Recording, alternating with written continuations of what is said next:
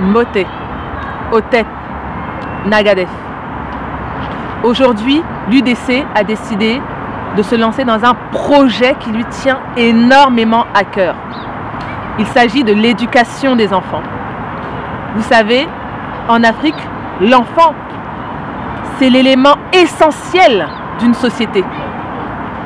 C'est pour ça qu'on fait beaucoup d'enfants. Si on fait beaucoup d'enfants, ce n'est pas pour rien. C'est l'élément primordial. C'est ce qui fait vivre. C'est la vie en fait. C'est ce qui fait vivre une société. C'est ce qui fait vivre un village. Sans enfants, c'est la mort du village. Quelle éducation voulons-nous donner à nos enfants?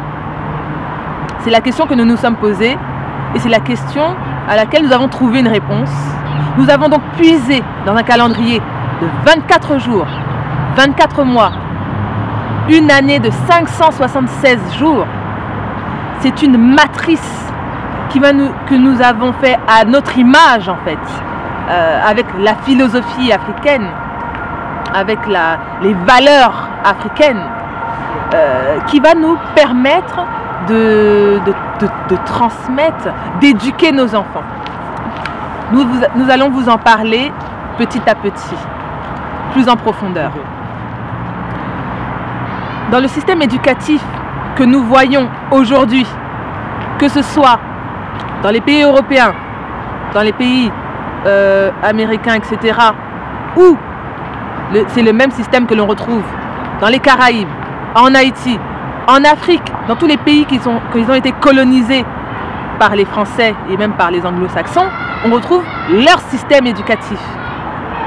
Dans ce système éducatif, lorsqu'on observe bien, on s'aperçoit qu'il y a un grand danger en fait, que nos enfants continuent de s'imprégner de ces valeurs, de cette philosophie, de certaines valeurs. Par exemple, nous avons remarqué que la pédophilie commençait petit à petit à s'infiltrer dans les écoles. Comment? Par rapport à toutes ces histoires qu'on a entendues. Premièrement, aux gens qui sont dedans et qui n'ont pas un comportement normal, ces genres d'histoires, on entend de plus en plus, où il faut faire attention. Mais également avec, ça c'est plus subtil, parce que sachez que lorsqu'ils font des choses, ils font ça de manière subtile. Commencez à vous intéresser à tout ce qui concerne l'éducation sexuelle. De plus en plus jeunes, on apprend à nos enfants l'éducation sexuelle. Et la manière dont c'est fait, ça ne respecte pas les règles de pudeur que nous avons l'habitude de respecter. On ne fait pas de ça de cette manière-là. On peut éduquer un enfant, mais on attend d'abord que l'enfant soit prêt, on attend une certaine maturité. On ne peut pas donner à n'importe qui, n'importe quand, n'importe comment, ce genre d'éducation-là. Qu'est-ce que ça engendre derrière? C'est-à-dire que les enfants qui ne sont même pas encore prêts, c'est-à-dire que dans leur tête ils sont encore enfants, ils vont commencer à avoir des cours sur l'éducation sexuelle. Pour nous, c'est inadmissible. Il faut qu'on fasse attention, il faut qu'on se méfie de ça. Et essayez de vous renseigner dès le collège, etc. À quelle période, à quel moment on commence de parler de ça. Pourquoi je fais le lien avec la pédophilie? Parce que vous écoutez aussi les lois qui vont avec. C'est-à-dire qu'aujourd'hui, on commence à discuter, écoutez bien parce que c'est l'avenir de nos enfants qui est en jeu. On commence à discuter dans les lois occidentales de qu'est-ce que c'est que la majorité sexuelle. Est-ce que maintenant, quand un pédophile va violer un enfant, va l'emmener à droite ou à gauche, un enfant de 11 ans, on a entendu cette histoire-là récemment, hein, de 11 ans, un enfant de 11 ans avait été emmené dans un immeuble par un adulte ou je sais pas quoi.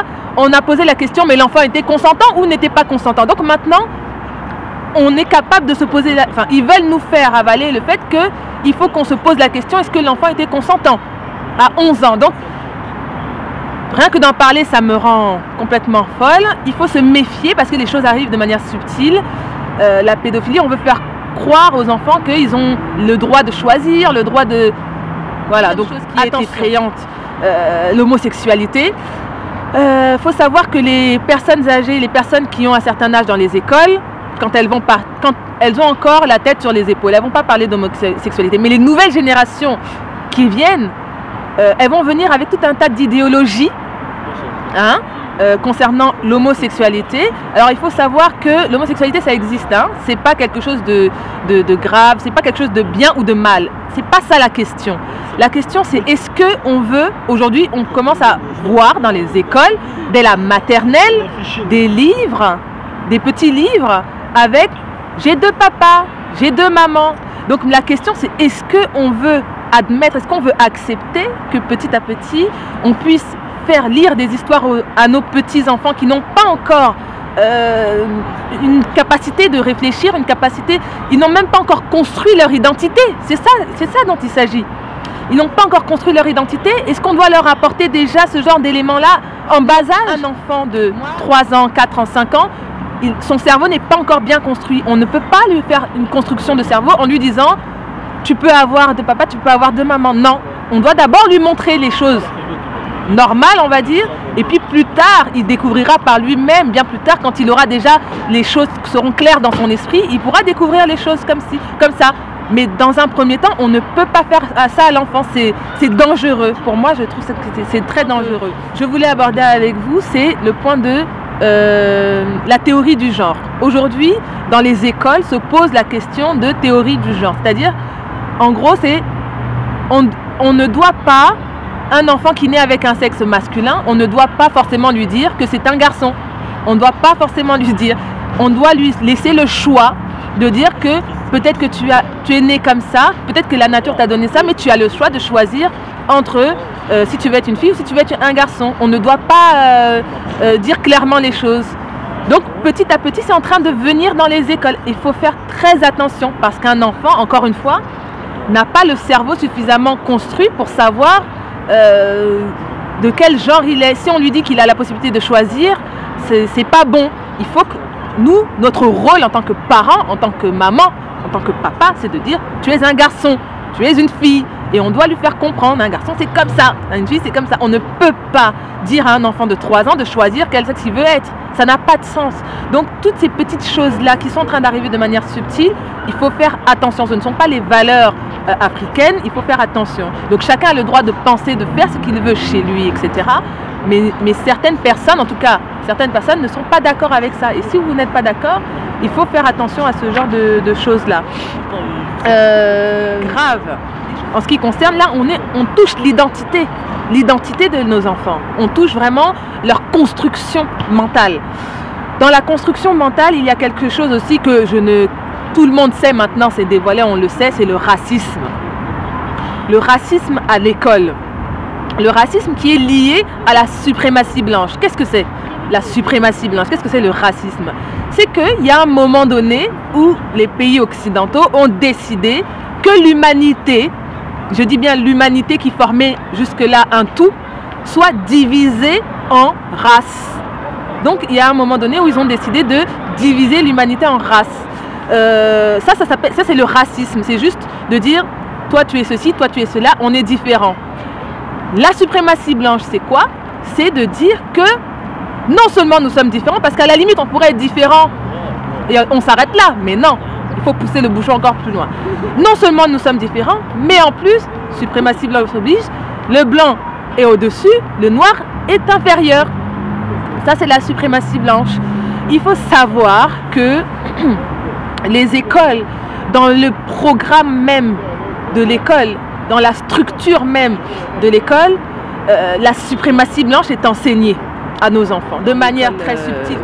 Dans le système éducatif occidental, que nous soyons en Europe, en Amérique, en Afrique, dans les Caraïbes, partout c'est le système occidental qui prône.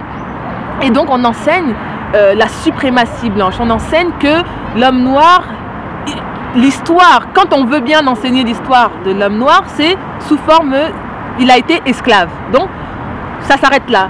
Or, aujourd'hui, on connaît notre histoire. On sait que nous avons une histoire qui a des milliers et des dizaines de milliers d'années. Des histoires qui, quand les hommes blancs étaient hommes de Cro-Magnon dans les grottes, nous avions des choses déjà établies, des civilisations grandes, des civilisations puissantes. Donc, ce n'est que... On pourrait se dire que les Occidentaux ont fait le choix ne pas parler de l'histoire de l'Afrique, de l'histoire des Noirs, parce que voilà, ce sont des Occidentaux, ils se concentrent simplement sur leur histoire. Mais l'histoire du Noir, c'est aussi l'histoire de l'humanité. Et je peux vous assurer, le jour où l'humanité sera au courant de l'histoire de l'humanité, donc à commencer par les Noirs, je ne pense pas qu'on pourra être divisé comme ça. Je ne pense pas qu'il pourra y avoir des sentiments de supériorité chez les uns, des sentiments d'infériorité chez les autres. Je pense qu'on sera enfin à égalité. Donc, mentalement, on ne peut pas mieux détruire un mental que ça. Hein. L'enfant, il va s'interdire certaines choses. Il va se dire, bon, moi... Et c'est pour ça que vous allez voir que les petits enfants blancs, quand ils vont sortir, ils vont avoir une assurance, une confiance, une estime, etc., etc. Ils vont pouvoir parler. Vous voyez souvent les blancs savent bien parler. C'est toujours quand vous voyez un groupe comme ça, quand on vous demande de prendre la parole, c'est toujours un blanc qui va prendre la parole. Alors que notre mission, c'est justement de valoriser nos enfants, de leur apprendre notre histoire, de leur apprendre nos héros, de leur apprendre notre philosophie, de leur apprendre à respecter la nature, de leur apprendre à respecter tout un tas de choses, l'humain, et de lui redonner confiance en lui. Vous allez voir que lorsque l'enfant va sortir des écoles africaines, avec l'éducation africaine, ça va être un enfant qui va être fier, qui va être digne, qui va être fort. Vous allez sentir dans sa manière de parler, sa manière de s'exprimer, vous allez sentir que c'est quelqu'un de résistant. Nous allons faire ressortir tout le bien, les valeurs, toutes les choses positives qu'il y a à l'intérieur de nos enfants. Nous allons les faire ressortir et nous allons les faire jaillir comme une fleur, quoi. Vous allez voir qu'avec ce programme-là, de toute façon, je pense qu'en tant que parents, c'est notre mission, en tant que vous, les mamans, nous avons une mission.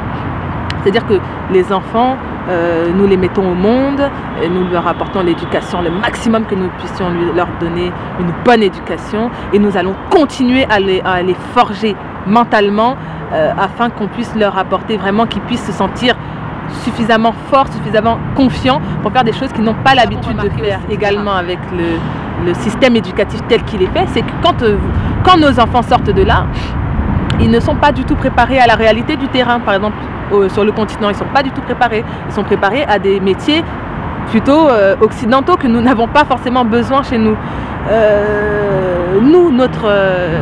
L'éducation là que nous allons commencer va avoir pour mission de pouvoir préparer les enfants à diriger. Nous avons besoin de dirigeants, nous avons besoin d'entrepreneurs, et nous avons remarqué que pour être un entrepreneur, il faut avoir un mental d'entrepreneur.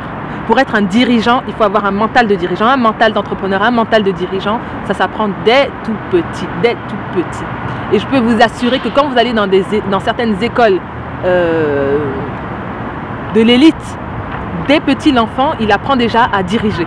Il apprend à être créatif. Il apprend à se responsabiliser, à créer des systèmes de... L'enfant apprend à diriger, avec tout ce que c'est qu'elle est faite. Actuellement, le système éducatif à travers le monde tel qu'il est fait actuellement, avec la suprématie blanche, le racisme, les valeurs, etc., qui ne sont pas forcément celles que nous voulons pour nos enfants, on voit le résultat, c'est qu'il y a énormément d'échecs scolaires, il y a énormément de ruptures. Pourquoi? Parce que le noir ne se reconnaît pas dans ce système-là. Et les enfants ont raison, ils ont un bon sentiment, ils ne se reconnaissent pas, on les dévalorise. Donc aujourd'hui, nous, ce que nous voulons pour nos enfants, c'est que nous voulons une éducation qui va forger un mental de gagnant, un mental d'entrepreneur, un mental de dirigeant. Nous avons besoin de dirigeants dans tous les domaines. Dans tous les domaines. Les dirigeants de la famille, les dirigeants des associations, les dirigeants d'entreprises, bien sûr. Regardez par exemple, il y a beaucoup d'enfants dans notre communauté qui aiment le sport. Mais pourquoi nous n'avons pas des dirigeants dans les domaines du sport? Par exemple, on pourrait avoir des dirigeants dans les marques de sport. On pourrait avoir des dirigeants dans les clubs de sport. Et que sais-je encore? Pourquoi? Parce que nous n'avons pas préparé nos enfants à être au maximum au rang de dirigeants. L'école, il faut savoir aussi que l'école telle qu'elle est faite actuellement, le système éducatif tel qu'il est fait à travers le monde, prépare beaucoup de manière très subtile à la soumission. C'est-à-dire que quand on sort de l'école, on veut être salarié en fait. On est préparé pour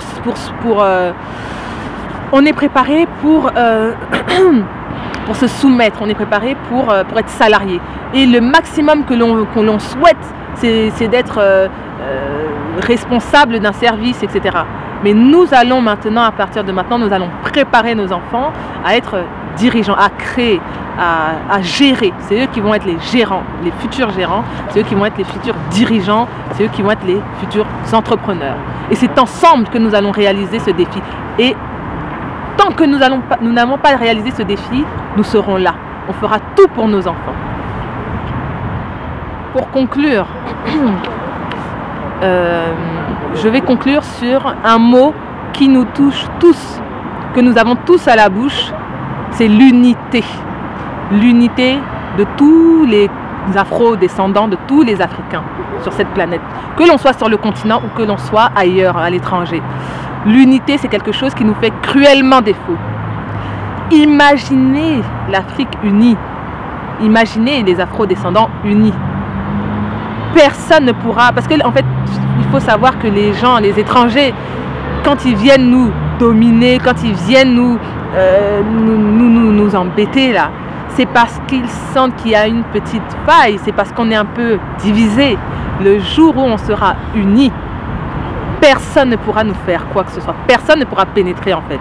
Donc c'est ce challenge-là qu'on va relever.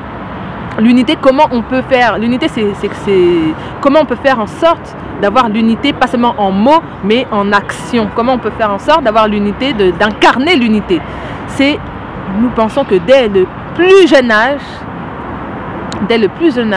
le fait de connaître son voisin, le fait de connaître l'histoire, le fait de connaître en fait ce qui nous unit, c'est ça qui va forger l'unité chez nous. Le fait de connaître les contes des uns et des autres, le fait de connaître les mots pour dire, ne serait-ce que Mbote, Nagadef, ne serait-ce que pour saluer, de connaître comment on salue, par exemple en Martinique, comment on salue au Bénin, naturellement, depuis l'enfance, si l'enfant a déjà ça dans sa tête, naturellement pour lui, il sera uni de toute cette population-là qui lui ressemble finalement. Donc nous avons un défi très fort à relever. De toute façon, je pense que si nous ne nous unissons pas, les autres finiront par nous exterminer. Hein. Je vais dire les mots tels que je les ressens. Sans union, que ce soit du continent ou de l'Afrique ailleurs, à l'étranger, nous nous ferons bouffer par les autres. Parce que il faut